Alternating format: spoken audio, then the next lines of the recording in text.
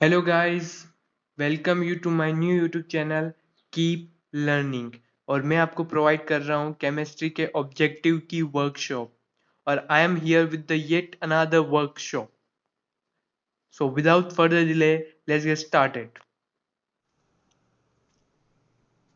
Unit 2 solution and unit 3 electrochemistry. These both units have no objectives in the board exam. इन दोनों unit से board exam में कोई भी ऑब्जेक्टिव्स नहीं आएगा, ठीक है। और अगर आप फिर भी चाहते हैं कि मैं इनके ऑब्जेक्टिव्स आपसे शेयर करूं तो आप मुझे कमेंट बॉक्स में बता सकते हैं। मूव ऑन करते हैं यूनिट 4 केमिकल काइनेटिक्स पर। इस यूनिट से एग्जाम में आपके वन ऑब्जेक्टिव आएगा, ठीक है। So let's start. What is the first question? First question is what is chemical kinetics? Chemical kinetics क्या है, ठीक है। सो समझते हैं what is chemical kinetics. Chemical kinetics is the part of chemical science. Chemistry का वह पार्ट है जिसमें dealing with the study of, जिसमें अपन स्टडी करते हैं rate of chemical reactions and the factor which affect the reaction rate, ठीक है। किस स्पीड से, किस दर से रिएक्शन हो रही है और क्या क्या कारण उसकी दर को प्रभावित कर रहे हैं, ठीक है, उसके बारे में पढ़ते हैं, ठीक है। तो हमें केमिकल रिएक्शन कितनी फिजिबल है और कब तक होगी, उसके साथ साथ हमें यह भी पता होना चाहिए कि उसकी दर क्या है, ठीक है, उसकी रेट क्या, उसकी स्पीड क्या है। तो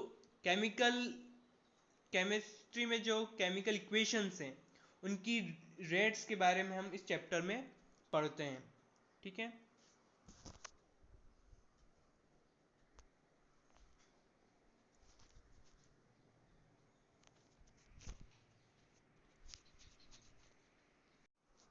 next question 2, what is rate of reaction and its unit? Rate of reaction क्या है और इसकी यूनिट बताइए। चलिए समझते हैं। रेट ऑफ रिएक्शन,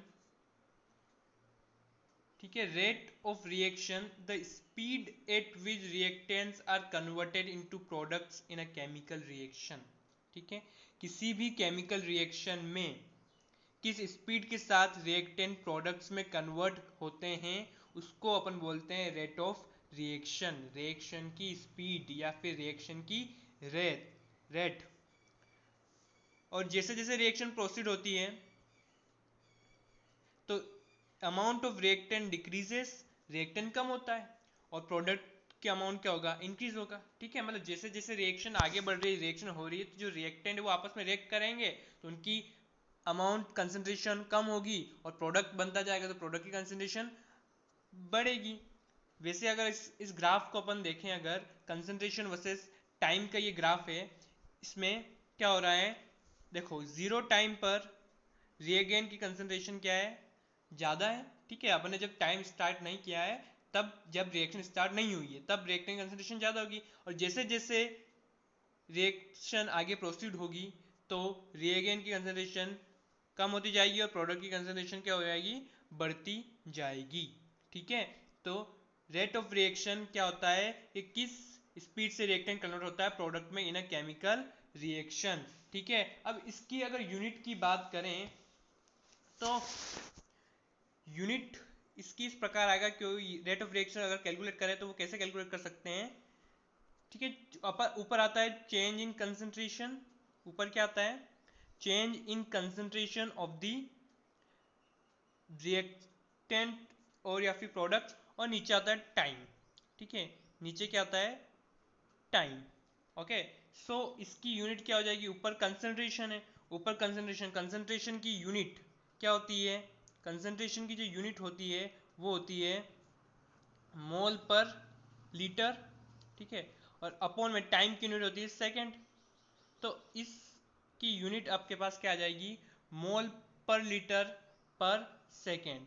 तो इसकी यूनिट रेट ऑफ रिएक्शन की यूनिट क्या आ जाएगी, मोल पर लीटर पर सेकेंड, ठीक है, चलिए मूव ऑन करते हैं नेक्स्ट क्वेश्चन पर। Next question we have is what is rate law. अब रेट लॉ क्या है, ठीक है, अब अपन ने बता दिया रेट ऑफ रिएक्शन क्या है, ठीक है, किस स्पीड से रिएक्टेंट प्रोडक्ट में कन्वर्ट होते हैं उससे रेट ऑफ रिएक्शन कहते हैं। अब कोई भी इक्वेशन है तो उसके अपन रेट को कैसे दर्शाएंगे, तो वो रेट लॉ अपन को बताता है। तो रेट लॉ क्या है, rate law, rate law, what is rate law. Rate law किसी भी केमिकल रिएक्शन के लिए एक एक्सप्रेशन है जो हमें एक रिलेशनशिप प्रोवाइड करता है किसके बीच में, रेट ऑफ रिएक्शन और concentration of reactant participating in it, ठीक है। तो rate law is nothing but A relationship between rate of reaction and the concentration of reactants participating in it. Rate of reaction और concentration of reactant के बीच का एक relation है, ठीक है, इसलिए इसको एक रेट इक्वेशन भी बोला जाता है। हम इसको एक इक्वेशन की तरह लिखते हैं इसलिए इसको रेट इक्वेशन भी बोला जाता है।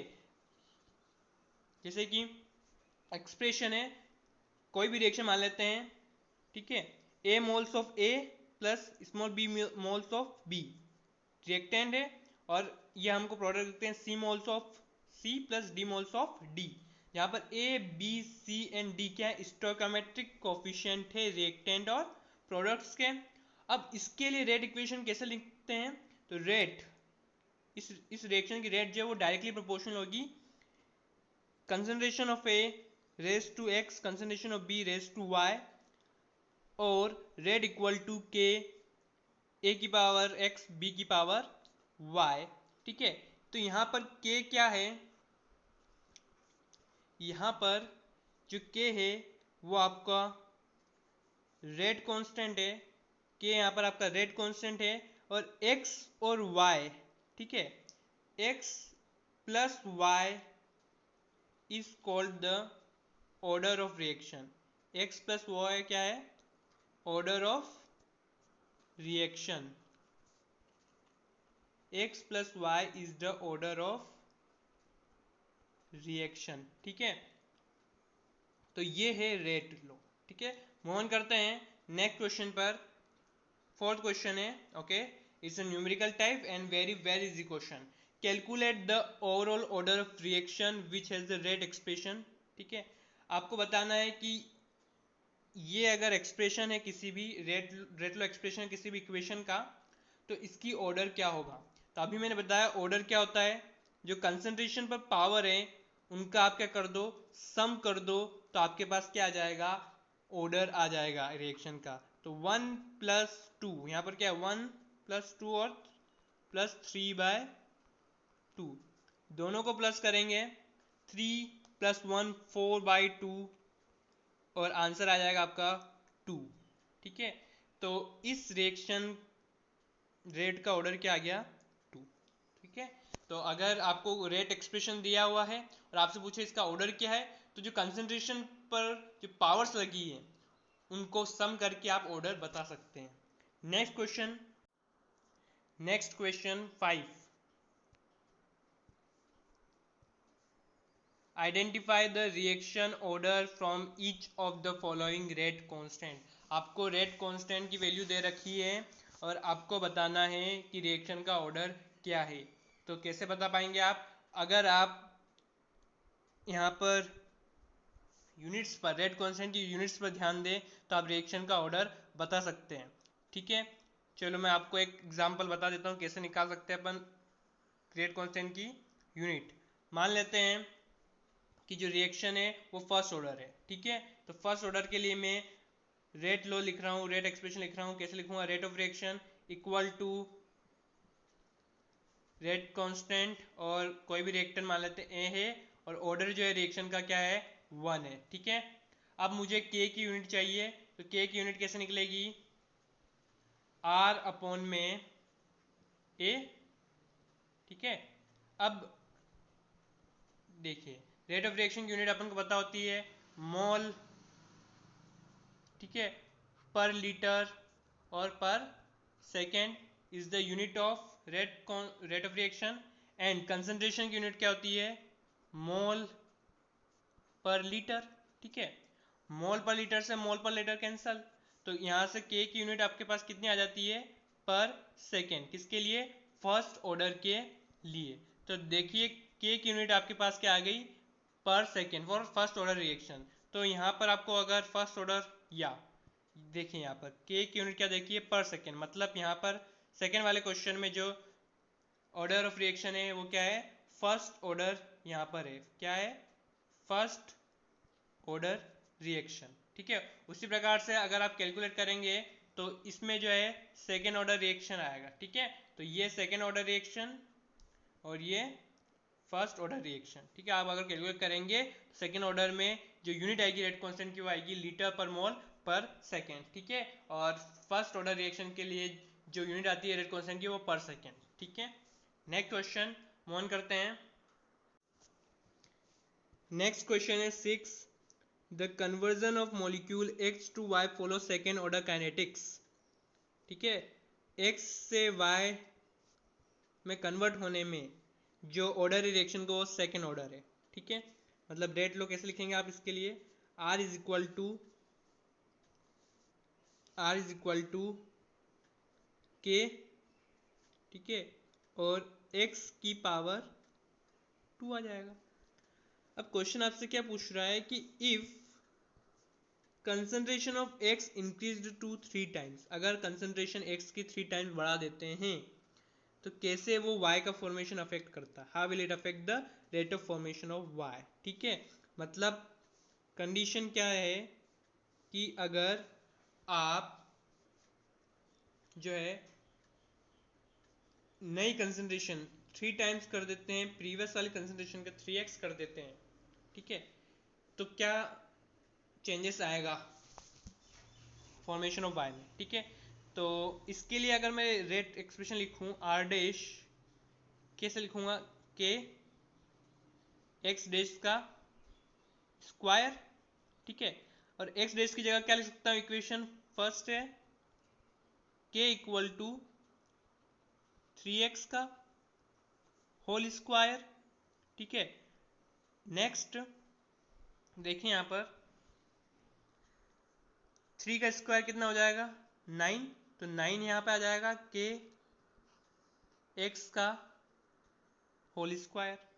ठीक है, और इसको मैं क्या ले सकता हूं, ठीक है, इसको मैं ले सकता हूं के एक्स स्क्वायर को क्या ले सकता हूं मैं, के एक्स स्क्वायर को आर लिख सकता हूं मैं। ठीक है, तो के एक्स स्क्वायर को क्या लिख देते हैं अपन, आर यहां पर लिख देते हैं। ठीक है, तो देखो क्या चेंजेस आया, 9 टाइम्स रेट ऑफ रिएक्शन बढ़ जाती है। ठीक है, तो x की कंसंट्रेशन 3 टाइम्स बढ़ाने पर 9 टाइम्स रिएक्शन की रेट बढ़ जाती है। ठीक है, तो 9 टाइम्स क्या होगा, इंक्रीज हो जाएगा। ठीक है, तो आंसर इसका क्या आएगा, rate of reaction increase 9 times. Next question on करते हैं। The role of catalyst, the role of catalyst is to change. ठीक है, कैटलिस्ट अगर यूज करते हैं किसी भी रिएक्शन में तो उसका क्या यूज होता है, या कैटलिस्ट अगर है रिएक्शन में तो वो किस तरह उस रिएक्शन को अफेक्ट करता है। ठीक है, तो अगर ऑप्शन देखिए क्या, वो गिव्स एनर्जी को अफेक्ट करता है, एंथैल्पी ऑफ रिएक्शन को अफेक्ट करता है, या एक्टिवेशन एनर्जी को अफेक्ट करता है, या इक्विलिब्रियम कांस्टेंट को अफेक्ट करता है। तो अगर कैटलिस्ट अपन यूज करते हैं रिएक्शन में तो वो एक्टिवेशन एनर्जी को अफेक्ट करता है। ठीक है, चलिए इसको थोड़ा सा ग्राफ से समझते हैं। ठीक है, अगर मैं ग्राफ प्लॉट करूं, potential energy versus reaction progress का रिएक्शन हो रही है। ठीक है, तो देखिए ये जो फर्स्ट ऊपर वाला जो ग्राफ देख रहे हैं आप, ये जो ग्राफ है ये विथ अनकैटलाइज्ड रिएक्शन, मतलब यहाँ पर कैटलिस्ट यूज नहीं करा। ठीक है, तो कैटलिस्ट यूज नहीं करा है तो देखो जैसे जैसे रिएक्शन प्रोसीड हो रही है, ये जो है ये क्या है, एक्टिवेशन एनर्जी, मतलब इसको इतनी एनर्जी चाहिए, इतनी एनर्जी चाहिए प्रोडक्ट में कन्वर्ट होने के लिए, कितनी, इतनी एनर्जी। ठीक है, उसी को एक्टिवेशन एनर्जी बोलते हैं अपन। ठीक है, इतनी एनर्जी उसको चाहिए प्रोडक्ट में कन्वर्ट करने के लिए, बहुत ज़्यादा अमाउंट है ये। ठीक है, लेकिन अगर कैटलिस्ट यूज कर लेते हैं तो जब कैटलिस्ट यूज करते हैं देखो ग्राफ इस प्रकार से कुछ आता है अपने पास। अब प्रोडक्ट बन रहा है लेकिन एक्टिवेशन एनर्जी देखो कम लग रही है, तो कैटलिस्ट के साथ जो है एक्टिवेशन एनर्जी डिक्रीज हो जाती है, एक्टिवेशन एनर्जी कम चाहिए होती है प्रोडक्ट में कन्वर्ट होने के लिए, ठीक है। तो कैटलिस्ट अगर यूज करते हैं रिएक्शन में तो वो एक्टिवेशन एनर्जी को इफेक्ट करता है। तो role of catalyst is to change the activation energy of the reaction. Next question move on करते हैं। The participation of total number of molecules in the reaction is called, okay. Total number of molecules जो part कर रहे हैं reaction में उसको क्या बोलते हैं? तो that is called molecularity of the reaction. क्या बोलते हैं? मॉलिक्यूलिटी, ठीक है। तो वेरी वेरी इंपॉर्टेंट ऑब्जेक्टिव है। टोटल नंबर ऑफ मॉलिक्यूल्स जो पार्ट कर रहे हैं रिएक्शन में उसको क्या बोलते हैं? Molecularity of the reaction. Next question है 9th। In the presence of catalyst the heat evolved और एब्जॉर्ब्ड ड्यूरिंग द रिएक्शन। अब व्हाट इज हीट इवॉल्व्ड और absorb during the reaction? It is called enthalpy of the reaction, ठीक है। तो catalyst जो है अगर वो इक्वेशन रिएक्शन में प्रेजेंट है तो वो सिर्फ एक्टिवेशन एनर्जी को अफेक्ट करता है, बाकी सब किसी को अफेक्ट वो नहीं करता है, ठीक है। तो रिमेन्स अनचेंज्ड, ठीक है। जो हीट इवॉल्व एब्जॉर्ब, जो रिएक्शन के दौरान हीट इवॉल्व हो रही है या फिर एब्जॉर्ब हो रही है उस पर कोई इफेक्ट कैटलिस्ट नहीं डालता है, वो अनचेंज ही रहती है। तो आंसर आएगा रिमेन्स अनचेंज्ड। नेक्स्ट है 10th। The value of rate constant of pseudo first order reaction, ठीक है।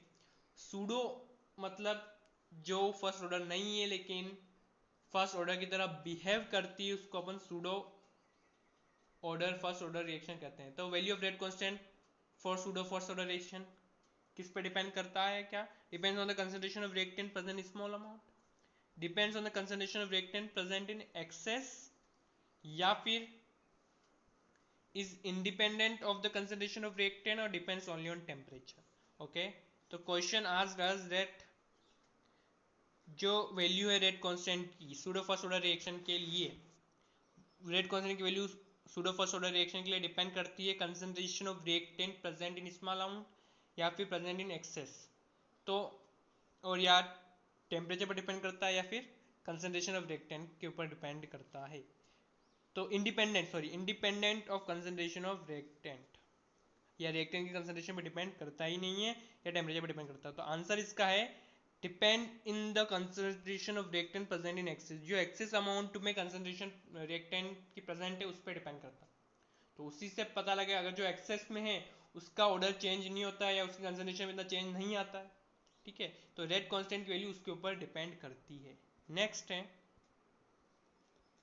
rate of reaction for zero order reaction is equal to rate of reaction for zero order reaction, okay। Zero order reaction के लिए rate constant की value किसके equal होती है? Sorry, rate of reaction की value किसके इक्वल होती है? तो रेट कांस्टेंट के इक्वल होती है। किसके इक्वल होती है? रेट कांस्टेंट, ओके, ठीक है। रेट कांस्टेंट के ऊपर इसकी वैल्यू डिपेंड करती है, सॉरी डिपेंड नहीं करती, इक्वल होती है। क्योंकि देखो अगर इसको थोड़ा सा देखें समझें कि क्या बोलना चाहता है क्वेश्चन अपन से, rate of reaction for zero order क्या होगा? के रेज टू ए की पावर क्या होगा? जीरो यहाँ पर, ठीक है, और ए की पावर जीरो मतलब वन। तो रेट ऑफ रिएक्शन किसके इक्वल आ जाएगा? रेट कांस्टेंट के लिए, ठीक है। तो rate of reaction for zero order reaction is equal to rate constant. Next है the rate of chemical reaction depend upon. Chemical reaction की जो रेट है वो किसके ऊपर डिपेंड करती है? तो वो डिपेंड करती है एक्टिव मास, ठीक है। एक्टिव मास का मतलब जो कंसंट्रेशन, जिसकी कंसंट्रेशन में चेंज हो रहा है, ठीक है, जो मास जो है वो एक्टिव है, जो कंसंट्रेशन में चेंज हो रहा है, केमिकल रिएक्शन की जो रेट है वो उसके ऊपर डिपेंड करेगी, ठीक है। नेक्स्ट है acidic hydrolysis of ethyl acetate is an reaction, ठीक है। तो acidic hydrolysis of ethyl acetate is a pseudo order reaction. कौन सी रिएक्शन है ये? Pseudo order reaction, okay. तो acidic hydrolysis of ethyl acetate is an pseudo order reaction. Next question है, move on करते हैं।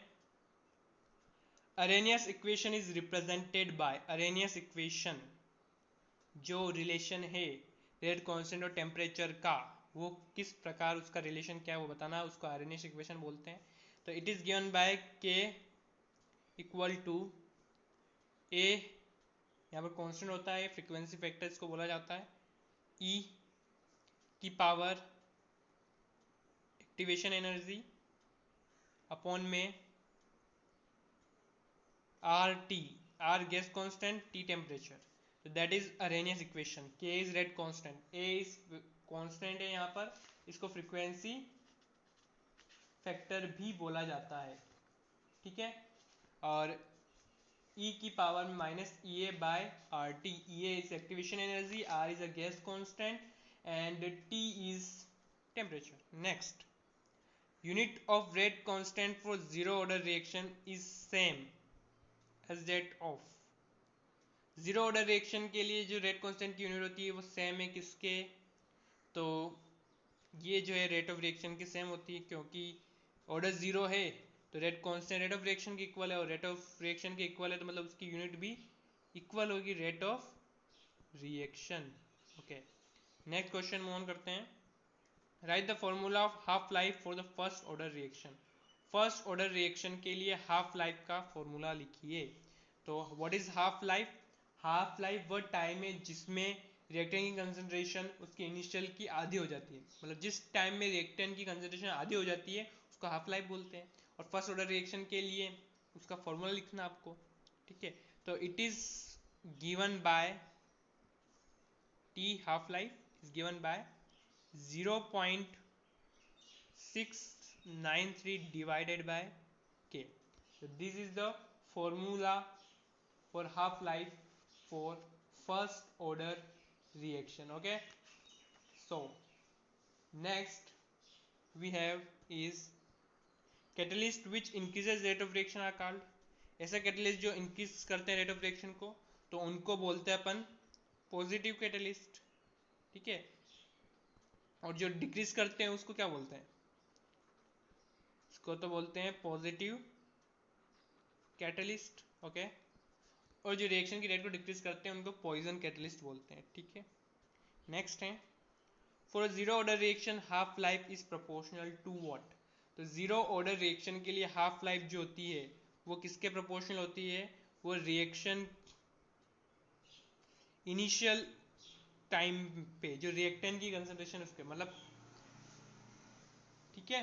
तो जीरो ऑर्डर रिएक्शन के लिए हाफ लाइफ जो है वो प्रोपोर्शनल होती है concentration of the reactant present initially, initially reactant की कितनी कंसंट्रेशन है उस पर डिपेंड करता है, ठीक है। और अभी अपन ने देखा कि फर्स्ट ऑर्डर इंडिपेंडेंट होती है इनिशियल कंसंट्रेशन से, क्योंकि उसकी एक्सप्रेशन में कहीं पर भी रिएक्टेंट की कंसंट्रेशन नहीं आ रही थी। नेक्स्ट क्वेश्चन है, hydrolysis of sucrose to glucose. Hydrolysis of sucrose to glucose is an example of, तो it is an example of pseudo order reaction, ठीक है। यहाँ पर जो वाटर है, ठीक है, वाटर की कंसेंट, वाटर बहुत ज़्यादा एक्सेस में है यहाँ पर, ठीक है। और इसको सेकेंड ऑर्डर होना था लेकिन ये फर्स्ट ऑर्डर होता है, इसलिए इसको बोलते हैं pseudo first order reaction. Next, okay, rate law for the reaction, rate law for the reaction is found to be ये के इंटू ए की concentration, B की concentration of reactant B is doubled keeping the concentration of A constant, the value of rate constant will be, ठीक है। तो question पूछता है कि अगर B की कंसंट्रेशन डबल कर देते हैं, A की कंसंट्रेशन सेम रखते हैं तो रेट कांस्टेंट की वैल्यू क्या होगी, ठीक है। तो देखते हैं, rate is equal to k A B, ठीक है। ये आपको दे रखा है, उसने बोला concentration of reactant B, B की कंसंट्रेशन आप डबल कर दो, बी की कंसंट्रेशन अगर डबल कर दी जाए मतलब 2b, ठीक है। और 2 को बाहर लिया, 2 के ए,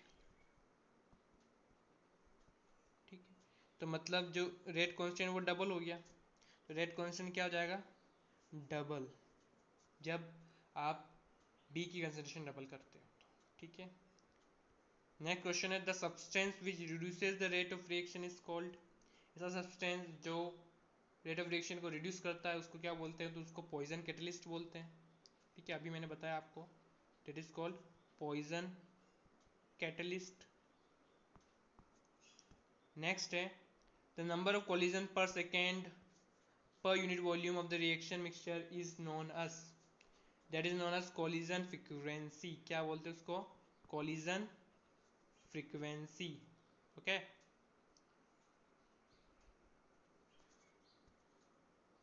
number of collision per second होने वाले collision per unit volume reaction की मिक्सचर में, उसको बोलते हैं कोलिजन फ्रीक्वेंसी। नेक्स्ट है for chemical reaction with rise in temperature by 10 degree the rate reaction nearly double हो जाती है। ठीक है, क्या हो जाती है, डबल। ओके, तो अगर 10 डिग्री राइज करेंगे टेम्परेचर तो रिएक्शन की रेट 2 गुना डबल हो जाती है, ऐसा माना जाता है। ठीक है, ऐसे जरूरी नहीं है कि सभी में ये ट्रू हो, लेकिन ऐसा माना जाता है। A natural artificial radioactive decay of unstable nuclei take place by first किस order kinetic dash order kinetic। तो जो नेचुरल और आर्टिफिशियल रेडियोएक्टिव डिके होता है, मतलब जो रेडियोएक्टिव डिके होता है, ठीक है, अनस्टेबल न्यूक्लियाई का, वो टेक प्लेस बाय कौन सी काइनेटिक से, तो वो फर्स्ट ऑर्डर काइनेटिक से होता है अक्सर। किससे होता है, फर्स्ट ऑर्डर काइनेटिक से। रिमेंबर करें इसको, जो आर्टिफिशियल और नेचुरल रेडियोएक्टिव डिके होता है अनस्टेबल न्यूक्लियाई का, वो फर्स्ट ऑर्डर काइनेटिक से होता है। Next we have the slowest step in overall reaction is called, slowest step in overall reaction, मतलब पूरी रिएक्शन है उसमें अगर स्लोवेस्ट स्टेप को क्या बोलते हैं, तो slowest step is rate determining step. Slowest step is rate determining